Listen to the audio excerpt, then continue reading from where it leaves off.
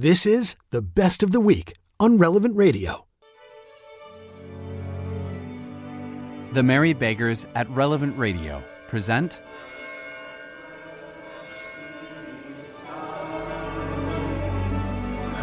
Episode 6, Jacob Marley.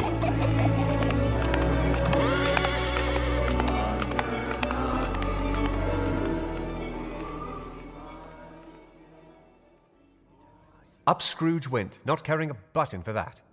Darkness is cheap, and Scrooge liked it. Before Scrooge shut his heavy door, he walked through his rooms to see that all was right. He had just enough recollection of Marley's face to desire to do that. It couldn't have been Marley. Marley's dead. Marley's dead. It was just the door knocker. I need to get it replaced. Now, this is outrageous. Everything seems normal. Everything seems all right. What's that? Oh, that's nothing. Scrooge went through the sitting room, bedroom, lumber room. Ridiculous. All as they should be. Yes, Nobody under the table. Nobody under the sofa. Let's see. A small fire in the grate, spoon and basin ready, and a little saucepan of gruel, Scrooge had a cold in his head, upon the hob. Nobody under the bed. Nobody in the closet. Nobody in his dressing gown, which was hanging up in a suspicious attitude against the wall. Lumber room as usual. Old fire guard, old shoes, 2 fish baskets, washing stand on 3 legs, and a poker. Everything is to rights, as I left it this morning. Quite satisfied, he closed his door and locked himself in. Double-locked himself in, which was not his custom.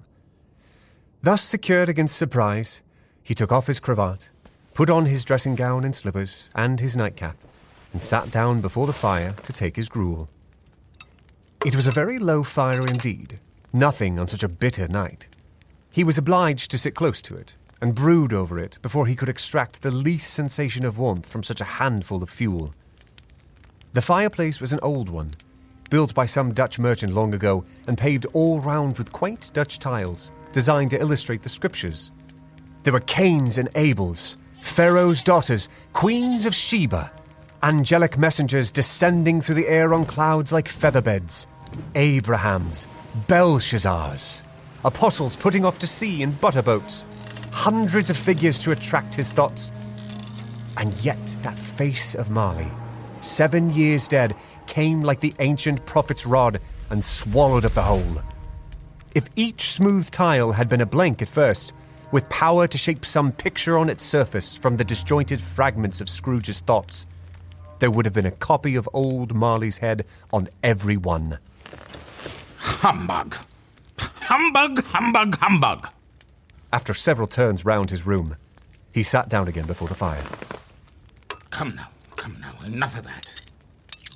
As he threw his head back in the chair, his glance happened to rest upon a bell, a disused bell that hung in the room, and communicated for some purpose, now forgotten, with the chamber in the highest story of the building.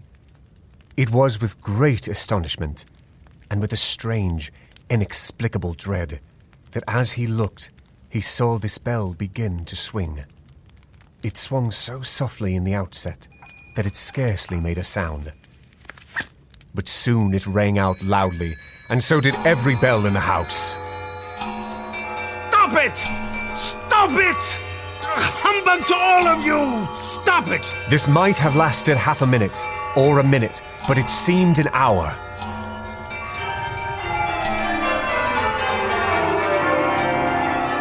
The bells ceased as they had begun, together. They were succeeded by a clanking noise, deep down below, as if some person were dragging a heavy chain over the casks in the wine merchant's cellar. What's that? Come, enough with all of this! Enough! Scrooge then remembered to have heard that ghosts in haunted houses were described as dragging chains.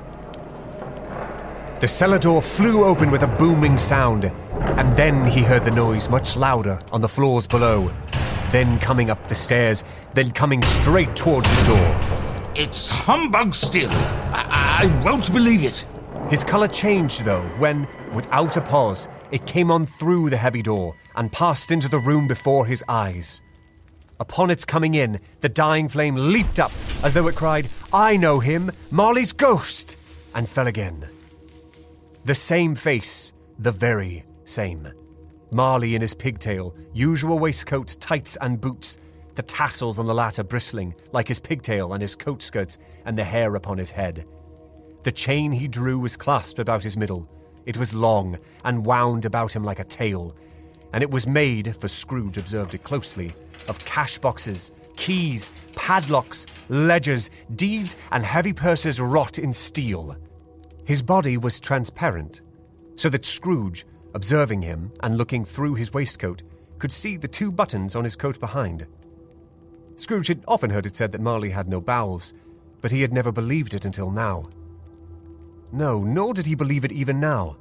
Though he looked the phantom through and through and saw it standing before him, though he felt the chilling influence of its death-cold eyes and marked the very texture of the folded kerchief bound about its head and chin, which wrapper he had not observed before, he was still incredulous and fought against his senses.